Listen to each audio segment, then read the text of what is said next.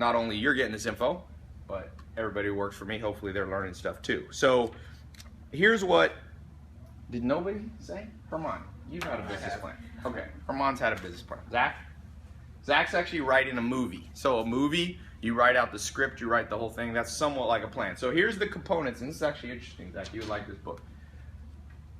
Note number 1, a good business plan should seem like a movie, meaning it's a projection into the future that includes all the conflict.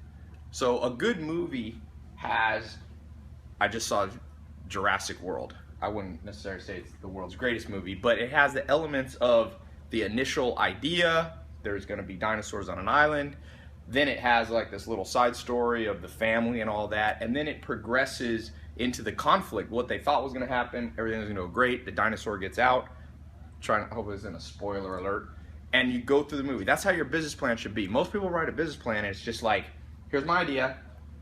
Ollie G did this once. If you see it, there's a good Ollie G where he talks to Donald Trump.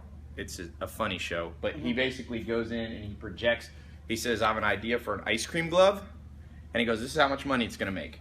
I Googled the amount of people on the planet who have hands and the amount of people who like ice cream, and I multiplied them together, and that's how much, and then times $10, that's how much money I'm gonna make. And the number was like $2 trillion.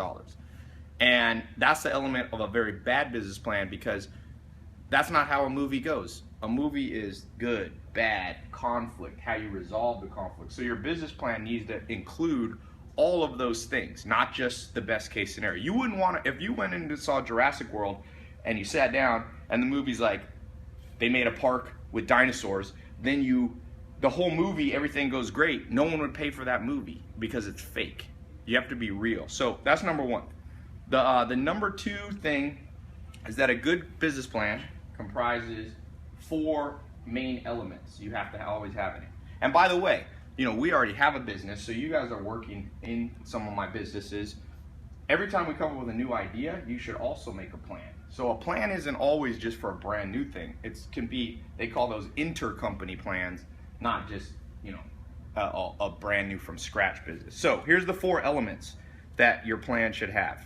He says this on page, by the way, these are little teeny books. They're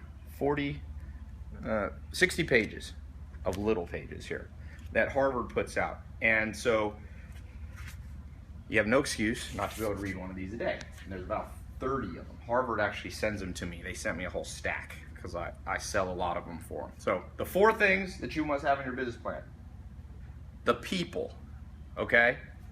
Now, this is the most important part of the business plan. And here's what you should address. So let's say it's you, like Herman, strawberry juice idea, okay? I'm not saying it was his idea, I'm just saying theoretically, let's say it was Herman's Argentinian strawberry juice idea. So number 1, he's got to describe the team. So him and the other people who are going to do it with him. What do they know? So what does Herman know about strawberry juice? Okay? Number 2, who do they know? Like the old saying, it's not what you know, it's who you know. So Herman knows, hopefully, some good strawberry juice connections.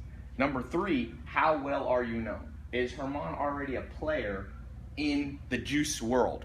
So you got to answer those 3 questions. That's number 1, okay, about people. And the number 2 thing is the opportunity. So the opportunity is basically what's in Herman's control. So he goes, strawberry juice, the opportunities, there's a $1 billion industry, people drinking juice, I'm gonna market it, That's all about the opportunity. Most business plans just have the opportunity. The next thing, the 3rd thing, is the context, which are the things outside of Herman's control. Like the regulations on importing juice. You need to address those because those are real things. And if you write a naive plan like, oh, I can just import strawberry juice from Argentina, it's not realistic. It's a bad movie. And then the 4th thing is the risk and reward. And you should always lay out, he says only a fool thinks they have something that has no risk to it. Okay, you always have risks. This is a direct quote. Among the many sins committed by business plan writers is arrogance.